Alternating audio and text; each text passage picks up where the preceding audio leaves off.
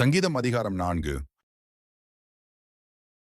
நெகினோத் என்னும் வாத்தியத்தில் வாசிக்க இராக தலைவனுக்கு ஒப்புவிக்கப்பட்ட தாவீதின் சங்கீதம்.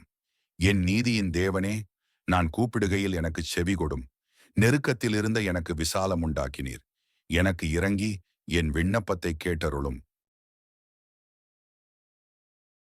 மனுபுத்திரரே, எதுவரைக்கும் என் மகிமையை அவமானப்படுத்தி வீணானதை விரும்பி பொய்யை நாடுவீர்கள்?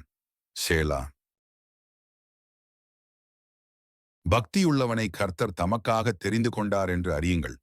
நான் கர்த்தரை நோக்கி கூப்பிடுகையில் அவர் கேட்பார்.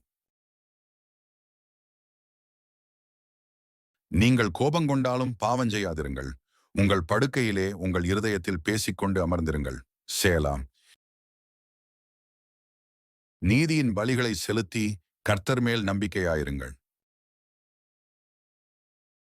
எங்களுக்கு நன்மை காண்பிப்பவன் யார் என்று சொல்லுகிறவர்கள் அநேகர்.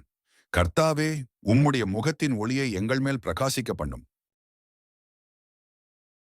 அவர்களுக்கு தானியமும் திராட்சரசமும் பெருகியிருக்கிற காலத்தின் சந்தோஷத்தை பார்க்கிலும் அதிக சந்தோஷத்தை என் இருதயத்தில் தந்தீர். சமாதானத்தோடே படுத்துக்கொண்டு நித்திரை செய்வேன். கர்த்தாவே, நீர் ஒருவரே என்னை சுகமாய் தங்க பண்ணுகிறீர்.